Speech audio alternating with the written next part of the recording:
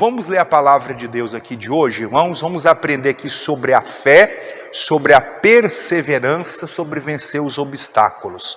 Evangelho de Marcos, capítulo 4, versículo de número 35.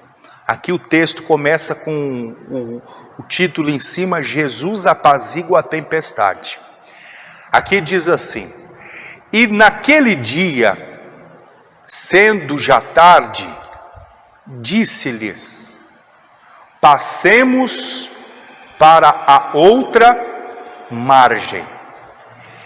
E eles, deixando a multidão, o levaram consigo, assim como estava no barco. E havia também com ele outros barquinhos. E levantou-se grande temporal de vento, e subiam as ondas por cima do barco, de maneira que já se enchia de água. E ele estava na popa, dormindo sobre uma almofada. E despertaram-no, dizendo: Mestre, não te importa que pereçamos? E ele, despertando, repreendeu o vento e disse ao mar: cala-te e aquieta-te. E o vento se aquietou e houve grande bonança. Agora observe a pergunta de Jesus, que são duas. E disse-lhes: por que sois tão tímidos? Ainda não tendes fé? Sentiram um grande temor e diziam uns aos outros: mas quem é este que até o vento e o mar lhe obedecem? Irmão, o tema da mensagem é o seguinte: por que você é tão tímido? Diga para você mesmo, diga: por quê? Ei, Jesus está fraco. Diga: por que eu sou tão tímido? Preste atenção uma coisa. Primeiro de tudo, Jesus ele falou assim com os discípulos. Está lá no primeiro versículo aqui: passemos para outra margem. Irmão, é importante você, quando estiver lendo a Bíblia, ou você veio no culto, você está na sua casa, lendo a palavra de Deus, sempre você se desligar de tudo. Desliga telefone e celular. Se você for ler a Bíblia, desliga de tudo. Desliga telefone e celular, desliga televisão. Tem criança em casa que fala: olha, eu preciso de 20 minutos para eu ler a Bíblia. Eu preciso ler a Bíblia e eu vou ler a Bíblia. Quem tem criança pequena sabe o que eu estou falando, que criança toda hora quer atenção. Você olha, eu vou ler a Bíblia agora. Esse é o momento sagrado. Ninguém me chama, ninguém me incomoda, ninguém me peça nada. Avisa seu marido, avisa todo mundo. Desliga a campainha, desliga computador, telefone, rádio, televisão. Desliga tudo, vai para um cantinho da sua casa ou fecha a porta lá do seu quarto, entra, gasta pelo menos 20 minutos ali para você prestar atenção ao que Jesus tem para te falar. Porque há informações, irmãos, que você recebe no culto, que elas podem para sempre mudar a sua vida. Há informações que você recebe na sua casa lendo a Bíblia, que elas podem mudar para sempre a sua vida de uma maneira positiva. Então, se aquilo pode mudar minha vida para melhor, por que não prestar atenção no recado todo de Deus? Jesus falou com os discípulos assim, passemos para outra margem. O que ele quis dizer? Vocês vão para o outro lado, mas eu vou estar com vocês. Vamos juntos, passemos. Aí eles entraram no barco, e o versículo 34 fala assim, 36, desculpe. E eles, deixando a multidão, o levaram consigo, assim como estava no barco, e havia com ele outros barquinhos. E levantou-se grande temporal de vento e subiu as ondas por cima do barco. Deve ser, irmãos, uma sensação muito assim terrível. Você está no mar, num barco, e de repente a água começa a jogar o seu barco para um lado, para o outro, e aí você, por onde você olha só tem água, você não tem outro recurso ali, é água. E se o seu barco virar, você não tem uma boia, se você não souber nadar, você está numa situação muito difícil.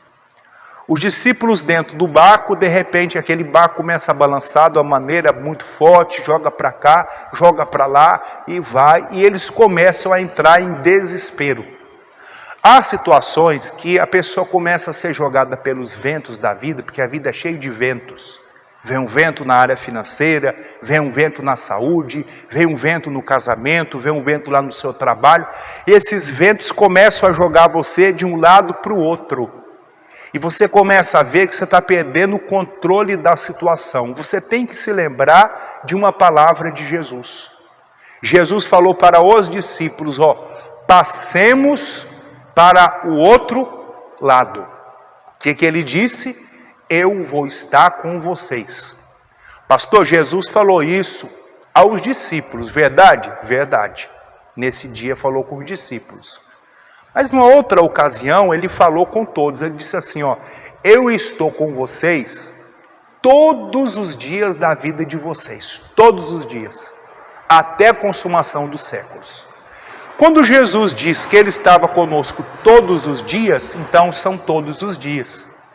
Sabe aquele dia que você levanta assim muito bem-humorada, que você sai de casa dando bom dia até para o poste? Quem já teve essas experiências? Você sai tão bom dia poste, bom dia cachorro, bom dia cavalo, você sai dando bom dia. Se aquele dia você levantou cheio de alegria, você está muito feliz, dá bom dia para a planta, para o papagaio, você está todo animado. Quem já teve esses dias aí? Eu acredito que muitos aqui.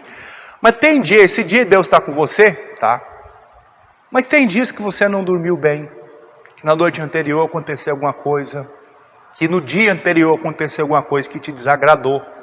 Aí você começa o dia seguinte ruim, mal-humorada, triste, aborrecida, preocupado.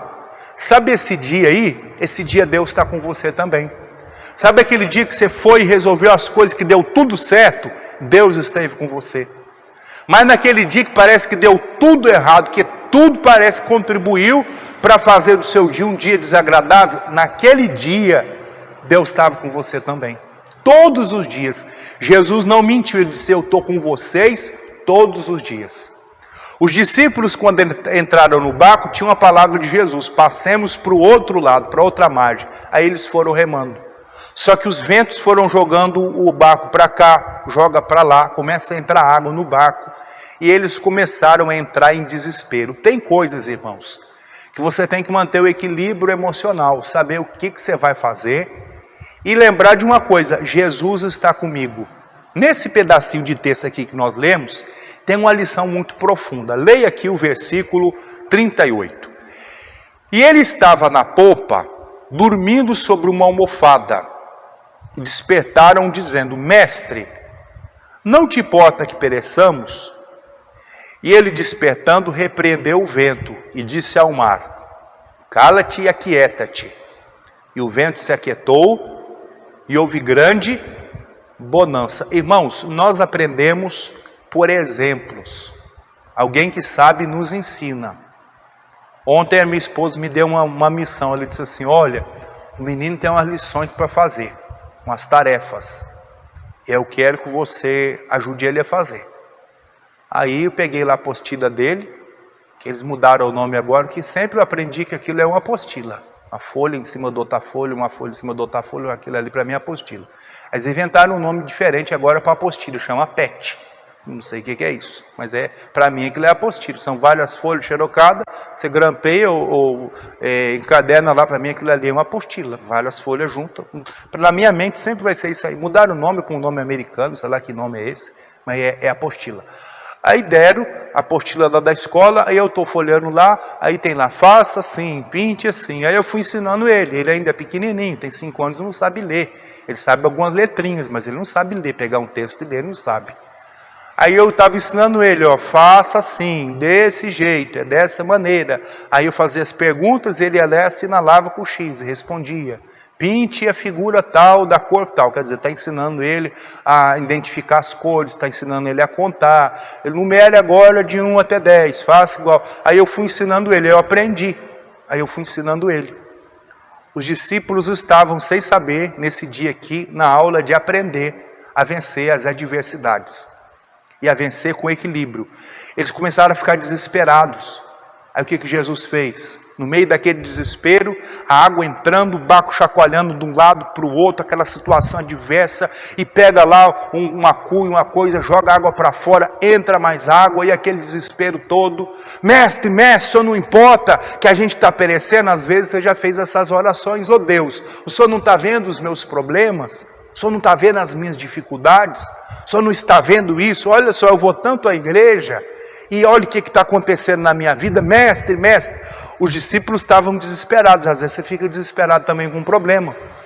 O que é que Jesus fez? Levantou, irmão, despertou. Quando a gente desperta, dá uma espreguiçada, aquela coisa toda. Aí Jesus olhou e repreendeu o vento.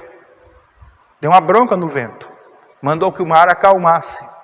Os discípulos ficaram olhando. Eles devem ter franzido a testa assim como a gente faz quando vê uma coisa que nos impressiona. Eles ficaram olhando para aquilo. E ele, puxa vida, eu nunca vi ninguém fazer isso. Aí Jesus faz para eles uma pergunta dupla aqui. E disse: por que sois tão tímidos? Ainda não tendes fé? Jesus perguntou para eles por que eles eram tímidos. O que Jesus quis dizer? Tem situações que vocês mesmos podem resolver sem falar comigo. Era esse tipo de situação. Irmão, guarda isso aí. Se você puder, repita comigo para você guardar dentro da sua mente. Diga: tem situações que eu mesmo posso resolver. Eu tenho esse poder. Você não precisa nem orar. Tem gente que tudo é orar. Oh, Deus, Deus, Deus, e Deus. E a pessoa tudo vai orar. Um dia o Moisés foi orar, o Senhor Deus falou: Moisés, por que você está orando? Por que você clama a mim? Faça duas coisas. A primeira, diga ao povo que marche. Ele, como líder, podia falar: pessoal, vamos marchar. Estava com ele isso. Ele era o líder. Deus falou: Moisés, por que você clama? Não é hora de clamar agora. Não é necessário. Não clame agora. Tem hora que você tem que orar mesmo. Só que tem hora que você não vai precisar orar. Porque o poder está na tua mão. Olha para essa tua mão aí. Essa mão aí, essa que você lava roupa, essa aí que você trabalha de pedreiro, que faz o trabalho. Nessa mão tem unção. Tanto que você vai ler no Evangelho de Marcos 16, lá fala assim, ó, imporão, olha só, imporão a mão sobre os enfermos e os enfermos serão curados. Ele falou: se você colocar a tua mão, o doente vai ser curado. Ó, está aqui na tua mão. Jesus perguntou para os discípulos: por que vocês são tímidos? Tímidos é aquela pessoa acovardada, que tem medo, que ela não toma uma atitude, ela é tímida. Ou um rapaz que é tímido nunca vai casar. Ele: ai, será que ela vai gostar de mim? Se não gostar, você vai saber logo. Olha, você é muito bonita, parabéns. Aí a pessoa já vai entender: olha, esse rapaz está querendo alguma coisa comigo. Eu sou solteira, ele é solteiro também. Ó, você é a maior gata do pedaço. Agora, se ele fosse tímido, ele vai passar 15 anos, puxa, eu gosto tanto daquela moça. E a moça nunca vai saber que ele gosta dela. Às vezes ele tem um complexo, ele se acha feio. Irmão, eu falei isso aqui um dia desse. Não tem ser humano feio, não. Todos vocês aqui são bonitos. Diga: eu sou muito bonito. Ou bonita. Glória a Deus por isso. Tenha você 18 anos ou 97. Todo ser humano é bonito. A pessoa tem que se ver bela, bonita. Tem que ter uma imagem boa de si. Jesus falou para os discípulos: por que vocês são tímidos? Qual a razão disso? Por que vocês mesmos não resolveram esse problema? Vocês já aprenderam. Eles estavam aprendendo todo dia, irmãos, as coisas de Deus, a obra de Deus. Por que vocês são tímidos? Aí ele fez uma outra pergunta: vocês ainda não têm fé? Em outras palavras, vocês não acreditam que o poder de Deus está em vocês? Que vocês estão andando com aquele que tem todo o poder? Vocês não acreditam nos milagres? Vocês não acreditam que vocês mesmos, com a capacidade que vocês já receberam, podem resolver esse tipo de problema? Houve um silêncio, irmão. E aí os discípulos, um entre o outro, se olharam e disseram assim, ó, o verso 41, e sentiram um grande temor e diziam uns aos outros: mas quem é este que até o vento e o mar lhe obedecem? Irmão, Jesus deu o exemplo, é assim que faz. Eu estava ensinando meu menino ontem, ó, é assim que faz, está escrito aqui, a professora perguntou isso, então a resposta, agora vamos pensar aqui, pense comigo, qual é a resposta? Qual é o objeto aqui que se parece com uma bola? Aí tinha os objetos lá. Qual é? Aí ele: é esse aqui, então pinte de amarelo. Aí ele foi aprendendo, ele foi colocando a cor direitinho, foi pintando, eu fui ensinando. Deus está nos ensinando hoje, diga amém, Jesus. Ele está falando: por que você é tímida, irmã Maria? Ai, não sei, pastor, eu acho que eu não tenho fé. Claro que você tem fé. Só de você estar aqui, você mostra que você tem fé. Que eu duvido que você veio aqui me ouvir. Você não veio aqui me ouvir. Você veio aqui ouvir a palavra de Deus. É isso que você veio fazer aqui. Você não veio ver a minha beleza, nem a beleza do outro irmão ou do outro. Você veio aqui ouvir a palavra de Deus. Você não veio aqui para perder tempo. Você é uma pessoa ocupada com as suas tarefas. Você separou um horário do seu dia, disse, eu vou à casa de Deus hoje, Deus vai falar comigo, eu vou receber uma bênção. Então, uma coisa você já mostra, você tem fé. Só que às vezes você é tímido, não, eu não sei, eu acho isso, eu acho aquilo, eu acho que... E a pessoa fica com aquele sentimento ruim, não, vai dar certo. Eu vou orar em nome de Jesus e as coisas vão acontecer, e eu vou falar e vai funcionar, e eu vou botar a mão e a porta vai abrir, e o negócio é comigo. Jesus falou para os discípulos 2 perguntas que está falando para nós. Por que vocês são tímidos?